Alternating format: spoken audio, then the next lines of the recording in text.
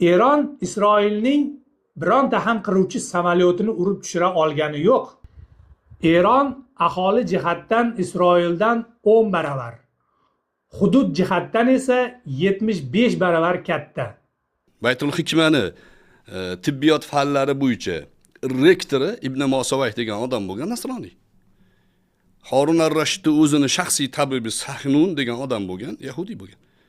Eron rahbariyati faqat o'z shaxsiy manfaatini ko'zlaydigan, xalq va mamlakat farovonligiga va taraqqiyotiga tupurib qo'ygan korrupsionerlardan iborat. Bunday sharmandali darajada qashshoqlikni faqatgina rahbariyatning mutaassifligi, korrupsiyaga bosib ketgani va mamlakat boyliklaridan shaxsiy maqsadda, ya'ni umrbod hokimiyat tepasida qolishni istashi bilan asoslash mumkin. Assalomu alaykum hurmatli do'stlar. 2025-yilning 13-iyunidan to 24-iyuniga qadar davom etgan Isroil va Eron o'rtasidagi 12 kunlik urush davomida aksariyat musulmonlar o'zlari bilmagan holda Eron xalqiga emas, Eron xalqini aldab, bilimsiz qilib mamlakat boyliklarini o'marayotgan Eron rahbariyatini qo'llab-quvvatlashdi. 8-13 asrlarda islomning oltin davrida dunyoga yetuk olim va mutafakkirlarni taqdim etgan, iqtisodda, madaniyatda, ilm-fanda va boshqa ko'plab sohalarda dunyoda birinchi o'rinda bo'lgan musulmonlar bugungi kunda afsuski oq bilan qoraning farqiga bormay qolishdi. Bilimsizliklari sababli musulmonman desa o'g'ri va qaroqchilarni ham qo'llayveradigan darajadagi insonlar bo'lib qoldi aksar musulmonlar.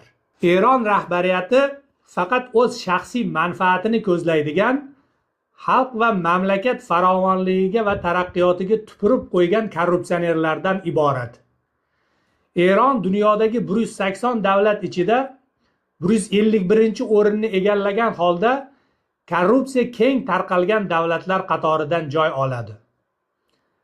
Isroilning aholisi 9-10 million kishi atrofida, Eron aholisi esa 91-92 million atrofida.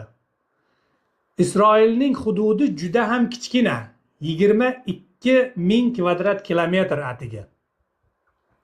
Eronning hududi esa juda ham katta, 1 million 648 ming kvadrat kilometr atrofida. Eron aholi jihatdan Isroildan 10 baravar, hudud jihatdan esa 75 baravar katta. Lekin shunday katta farqga qaramasdan Isroilning yalpi ichki mahsuloti 518 milliard dollar atrofida. Eronning yalpi ichki mahsuloti esa 405 milliard dollar atrofida. Agar kishi boshiga yalpi ichki mahsuloti bo'yicha solishtiradigan bo'lsak, Isroilniki 52.642 dollar atrofida, Eronniki esa atiga 4.465 dollar. Eron bu ko'rsatkich bo'yicha tabiiy boyliklari juda kam bo'lgan Armanistondan ham orqada. Armanistonniki 8.000 dollar atrofida. Eron tasdiqlangan neft zaxiralari bo'yicha dunyoda 4-o'rinda turadi va neft zaxiralari Rossiyanikidan 2 baravar ko'p. Gaz zaxiralari bo'yicha esa dunyoda 2-o'rinda turadi Eron. Lekin o'z tabiiy boyliklari va imkoniyatlariga nisbatan Eron juda ham kambag'al davlat. Bunday sharmandali darajada qashshoqlikni faqatgina rahbariyatning mutaassifligi, korrupsiyaga bosib ketgani va mamlakat boyliklaridan shaxsiy maqsadda, ya'ni umrbod hokimiyat tepasida qolishni istashi bilan asoslash mumkin. Isroildan tashqi dushman obrazini yaratib, shu g'oya bilan xalqni aldab, bilimsiz qilib, o'zlari esa milliardlab dollarlarni o'marib, rohat farog'atda yashashmoqda Eron rahbariyati va amaldorlari. Ko'pchilik o'zbekistonliklar afsuski korrupsiya masalasiga juda oddiy yondashishadi. Korrupsiya bu nima degani? Korrupsiya bu pul ajratiladi, lekin bajarilishi kerak bo'lgan ish bajarilmadi degani. Masalan, qurilish kerak bo'lgan yoki ta'mirlanish kerak bo'lgan maktab qurilmaydi, ta'mirlanmaydi. Yo'llar esa rasvosi chiqib, mashinalar yura olmaydigan yoki qiynalib o'tadigan xaroba holga keladi. Korrupsiya keng tarqalgan bo'lsa, mamlakatda uning armiyasi, politsiyasi va maxsus xizmatlari ham ich-ichidan yemiriladi va samaradorligini yo'qotadi. Mana shu 12 kunlik urush davomida o'zimiz guvoh bo'ldik. Eron Isroilning bironta ham qo'mondonini yo'q qila olmadi. Isroil tomonidan 24 ta yoki 28 atrofida oddiy fuqarolar halok bo'ldi xolos.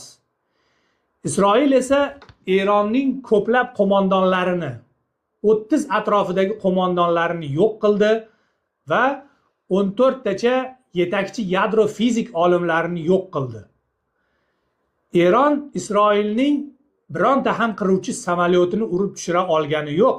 Mana shu 12 kunlik urush davomida.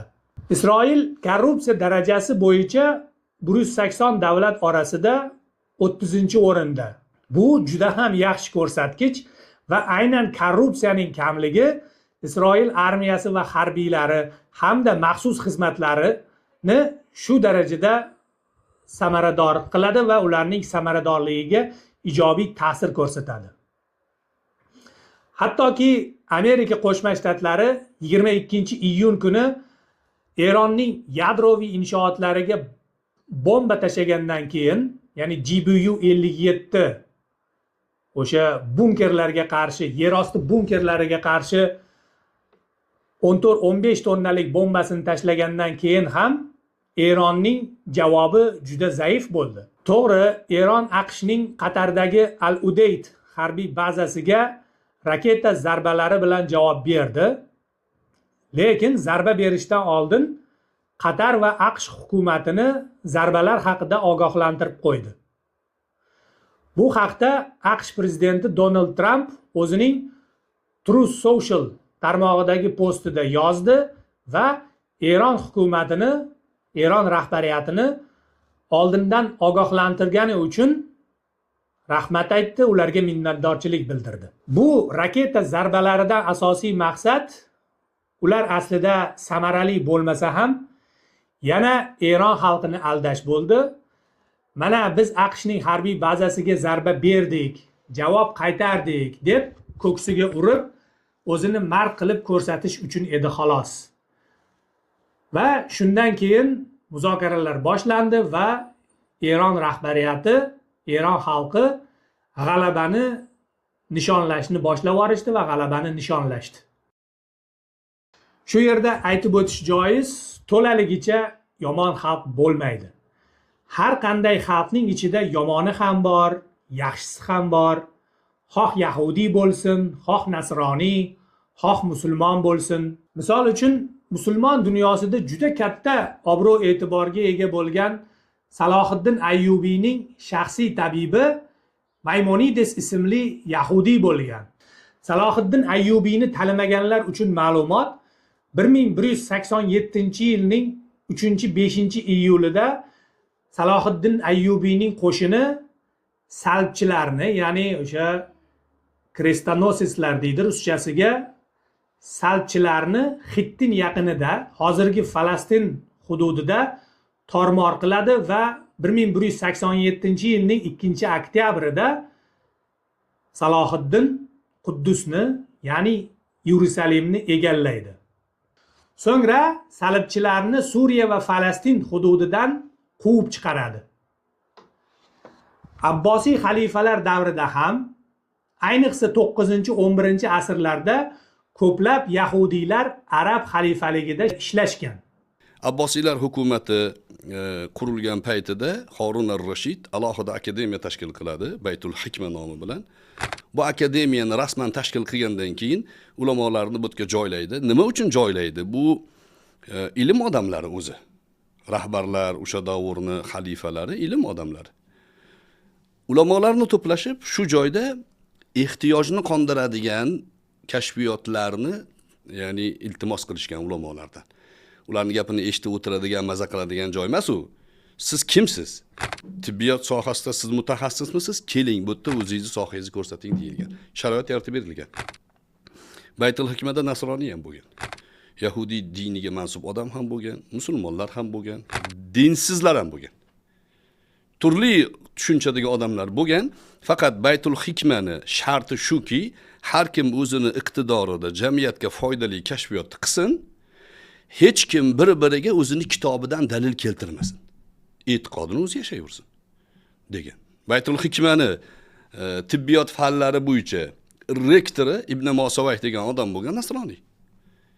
Harun ar-Rashidni o'zini shaxsiy tabibi Sahnun degan odam bo'lgan, yahudiy bo'lgan. Har qanday davlatning vazifasi mamlakat taraqqiyoti yo'lida mavjud har qanday qobiliyatli insondan foydalanishdir. Yahudiymi, musulmonmi, nasroniymi farqi yo'q.